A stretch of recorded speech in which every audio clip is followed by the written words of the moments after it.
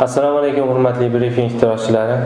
Davlatimiz rahbari tomonidan respublikamizda mahalliy infratuzilmasini rivojlantirish bo'yicha keng ko'lamli ishlar amalga oshirilmoqda. Xususan Qo'shtepa tumanida 2024-yilda O'zbekiston Respublikasi Prezidentining 2020-yil 25-noyabrdagi 48-98-sonli qarorlariga asosan birinchi bosqichda 13 ta MFI'da 86,5 milliard so'mlik infratuzilmani rivojlantirish, ichimlik suvi, elektr ta'minotini yaxshilash, ichki yo'llarni asfaltlashtirish bo'yicha dasturlar bo'yicha ishlar amalga oshirildi.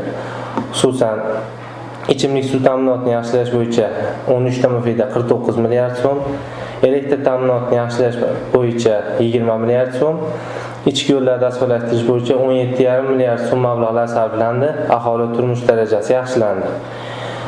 O'zbekiston Respublikasi Prezidentining 2023-yil 25-dekabrdagi 2024-2026-yillarda ishlab chiqarish infratuzilmasini rivojlantirish dasturi bo'yicha jami 8 ta obyektda 26,2 milliard so'mlik ishlar amalga oshirildi.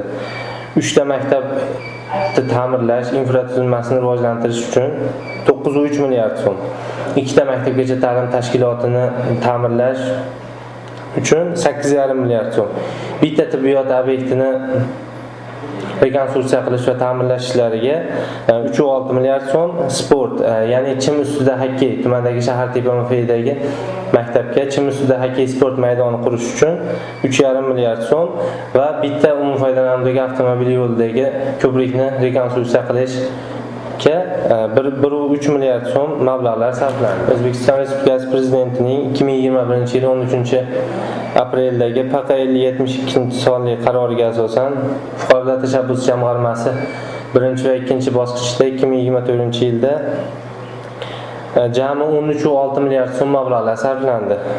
Asfaltlash bo'yicha 6 ta MFI'ga 8,1 milliard so'm, elektr ta'minotini yaxshilashga 2 ta MFI'da 2,7 milliard so'm, tibbiyot obyektiga bitta 2,7 milliard so'm mablag'lar sarflandi. Bu mablag'lar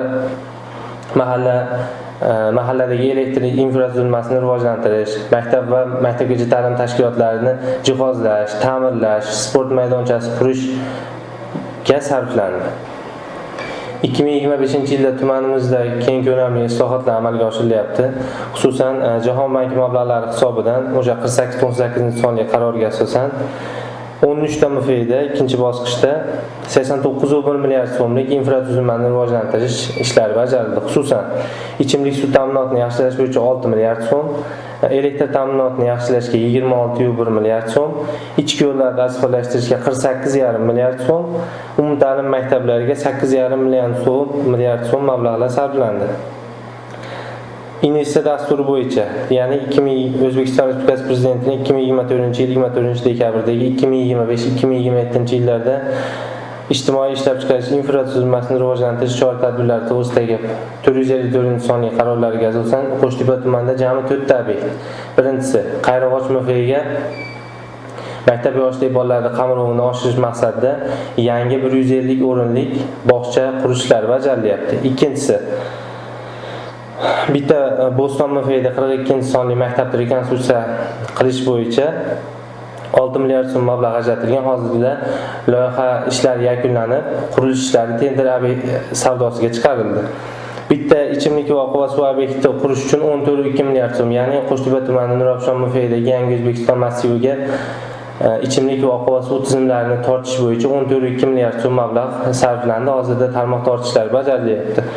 Unga qo'shimcha ravishda o'sha yangi O'zbekiston massividagi qurilayotgan ko'p qavatli uy-joylarda issiqlik tizimini yaxshilash maqsadida bitta 9,2 milliard so'mlik mablag' ajratilgan. Hozirda ichimlik oqova suv kanalizatsiya obyektlari bilan bir qatorda tarmoq tortishlari bajarilyapti. O'zbekiston Respublikasi Prezidentining 2024-yil 23-sentyabrdagi PQ-330-sonli qarorga asosan Qo'shtepa tumanida 5 ta MFI og'ir deb tanlab olingan bo'lib, hozirda 15 milliard so'm mablag' ajratilgan. Birinchi bosqichda 5 ta MFI'da, ya'ni Qorajiyda, Kichik Beshkapa, Mumtoz, Halqobod, Loyson MFI'da jami 6 ta aholi tomorqasini sug'orish uchun 6 6 ta sug'orish quduqlari qazildi. Bitta Kichik Beshka BMFida aholi tomorqasini sug'orish uchun suv nasosi o'rnatildi. O'zbekiston Respublikasi Prezidentining 2021-yil 13-apreldagi PQ 5072-sonli qaroriga asosan Open byudjet birinchi bosqichda jami 16 ta loyiha g'olib topilgan bo'lib, tumandagi umumta'lim maktablarini ta'mirlash, bino qurish va jihozlash uchun 14 milliard so'm mablag' sarflanishi rejalashtirilgan. Asfaltlash ishlariga 3 ta MFida 4,5 milliard so'm mablag' ajratilgan bo'lib, hozirda 3 ta MFida asfaltlashtirish ishlari bajarilmoqda.